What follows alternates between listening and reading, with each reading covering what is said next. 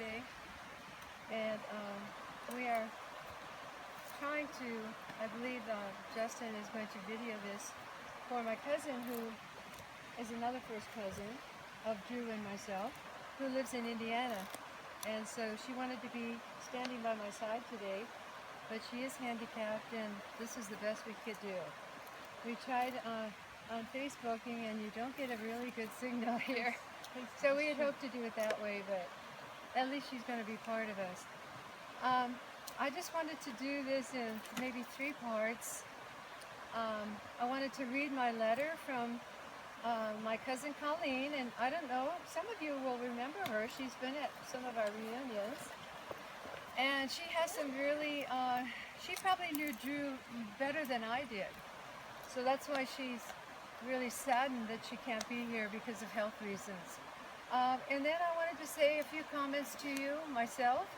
And then if we could just end with a short prayer before we scatter Drew's ashes. Does that sound okay with all of you? Yeah. Are you okay with that? Sure. Yeah. Okay. All right. And jump in anytime you want if you have any questions. I'd be glad to. Okay, this is from Colleen. Hi Colleen, I wish you were here. You were so helpful to me. We worked together as a team for months on this. Okay, this is Colleen's words. She says, I know Sandra would like me to be standing at her side today. We are the last of our generation to honor our cousin Patsy. Some of you may know Patsy as Drew, but she will always be Patsy to me. Granted, I only got to see her once a year for about a week at a time, but she always made me feel special and took me on some amazing journeys. She always would do my hair. She was a beautician. As soon as we arrived, in the latest style, because you know the people from Indiana were always behind on the times. One of the many amazing journeys she took me on was a trip down the coast to San Simeon and William Randolph Hearst's home. Even though the trip was about 53 years ago, I remember it like it was yesterday. Of course, there were trips to Fisherman's Wharf, Knott's Berry Farm, and the list just goes on and on. As many of you know, Patsy dealt with many losses in her life, starting at the young age of 11 with the loss of her sister, Bootsy. And we have the kids' pictures right there for you to see. The one with curly hair. She's the one on the right in the picture of 3. Her name was really Hope Ann. She was named after her mom. And I don't know, Colleen, why did we call her Bootsy? I don't know why we had her nicknamed. I don't know to this day. Anyway, she was Bootsy. She was also not comfortable in her skin and chose to become transgender. And that was in 1995. Although this upset some family members, which I'm sure caused Drew much pain, I think eventually the family accepted her decision to become a man. Although I never knew Patsy after she became Drew, I'm sure his loving heart and great personality still would have shined through.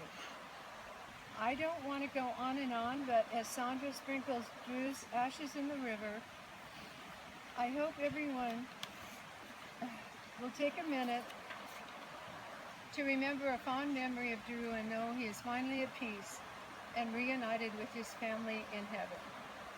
Thank you, Colleen. That was very nice. Yes, I assume he's still...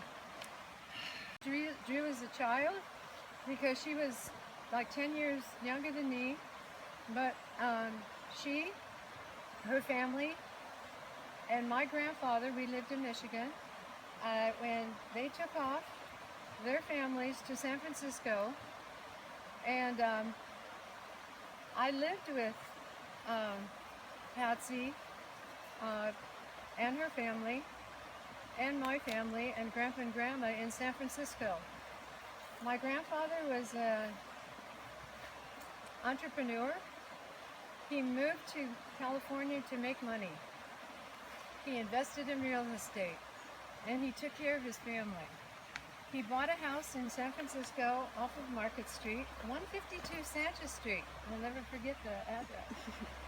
And we all lived in this 3-flat house in San Francisco. My Aunt Hope and Uncle Frank, Patsy and her sisters lived on the top floor. We lived with Grandma and Grandpa in the middle flat until my mother came and joined us, and we lived in the bottom part of this huge house. 4 flats. No, this one was 3. Oh. Yeah. He bought another one that had 6 flats. And so we all lived there as a family. I went to school with my cousins. We all graduated from the same high school. I was very close to his older sister, the one that passed away, Bootsy. This was Bootsy. I went to school with her. She was a year older than me. And this is Joannie. We all went to Mission High School in San Francisco. And this is Patsy here. This was Drew. And so we not only lived together, went to school together, but we also worked together because my grandfather was very smart. He had 5 grandkids, and he put us all to work in all these flats. We learned how to paint walls. We did wallpapering. We did some electrical work. We did plumbing. He was a plumber by trade. Put those kids to work. And Sherry didn't know that until I told her. No, I didn't know that. Because Al was a plumber too. Right. He worked during the Depression because he was needed. He provided a service. My dad wasn't working. My Uncle Frank wasn't working. Grandpa even took care of us in Michigan. And then when we moved to California, here we were all living in this houses. But like I said, he was very smart. And then he bought another house with 6 flats. And we eventually all moved there, but he had all of us kids working. He was way ahead of his time. He made some tremendous investments because he had the foresight to see ahead that this is where he was going to make some money in San Francisco. Anyway, that's all that I wanted to share with you. I became, and then did not become reacquainted with Drew now, and now he's Patrick Andrew Doherty, until he moved to Oregon, and he used to call me about every 6 months. I live, as you know, outside of Sacramento, but I hadn't heard from him in a year. I received a very mysterious phone call at Christmas time last year. As you know, I went to the Bay Area for Christmas, got home, there was a voicemail on my answering service, and he said, and it said 541 on my the number, and I said, to Bud. I walked out of the office and said, hey, that's Drew calling me, I gotta call him back. Well, then Bud got sick, and I never did, and I never have found out who made that phone call to me. Somebody was trying to tell me that he had died. It obviously wasn't him. So anyway, so that's all I have to say. I was just sharing with you how it was a surprise and a shock to me and to Colleen that he was gone, because we didn't discover it until a year later. He passed away last April in 2015.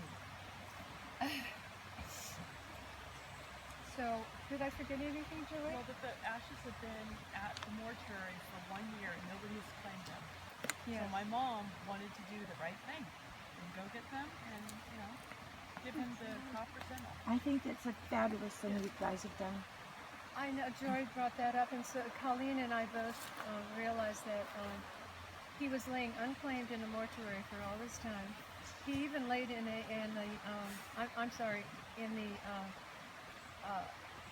for a month, trying to find out a family member, to contact a family member, In the morgue. and they couldn't find anybody. Okay, why don't you show them the picture? So that is a picture we found. Okay. We got all his belongings and we went through and we got some pictures. Who had the belongings? Okay, this The is landlord. And they were Oh. nice enough that the wife of the landlord gathered all the pictures and important documents. So we haven't gone through everything, but we got some pictures And then they of just him. got rid of the rest of the stuff. Yes, because the place is pretty much... the landlord's wife had the foresight to think that somebody in the future would step forward from the family. And so she looked through and chose to save the pictures. I'm so thankful to her. We went by and actually went to their house to pick up everything, and very nice people. And so I really owe it to her that we even have what we have. We haven't had a chance to look through everything. We looked through, Joy and I, yesterday, trying to find out. I wanted some pictures of Patsy When she was younger. before the transition to destroyed all those. And so, but this one is a good one of him. This is, I think, the early transition before he became, when he was becoming a man after the surgery. Just pass it around. And then this is his mother, Hope. This is my Aunt Hope. Kelly, you probably remember her. Yeah, and Teresa. Where's her ashes and whatever happened to her? That's what I wonder. I don't know. In fact, initially, the reason we were contacting Drew was to find out if he had any documents for Grandpa Sullivan, because we're still looking for Grandpa's birth certificate. This is my Aunt Hope, and this was my mother's sister. This was Grami's sister. I don't know if any of you. Grami's sister. And Drew was Grami's niece. So I just want you to know all of that too. Here's her niece. So should we what get is the box now and open it up and For all of us. Thank you, dear God, for allowing me to be here and all the help that you provided for this to take place. And for family and friends who are joining us, I so appreciate their presence with me today. Lord, may Drew rest in peace. Finally, another one now, Lord, that we're burying in our family. As we scatter his ashes, dear Father, I thank you for that we're able to do this today for him. In Jesus' name, amen. And all God's children said, amen. Okay. home? Right? You brought him home? Yes. Okay, so can we do the ashes? Okay, so Kelly said he would. Because she wouldn't know who I am. Go ahead. So, thank you.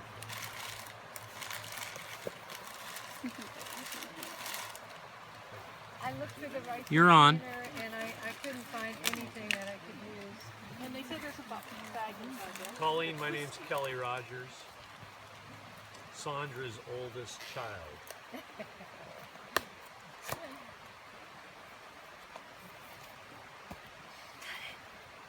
Down there.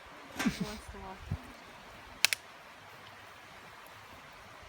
Are you getting full figure on there? Oh, yeah. Are you? Can I be standing by you? important, full figure. I like your mice.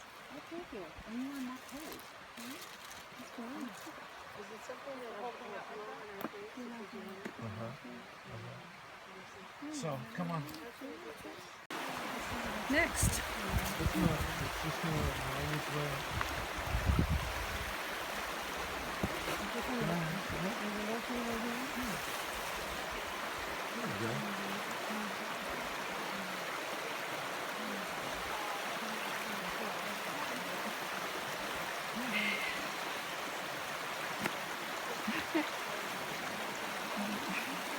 Thank you.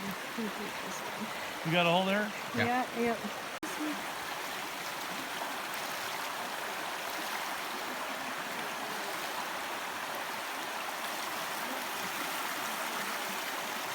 He was a big man.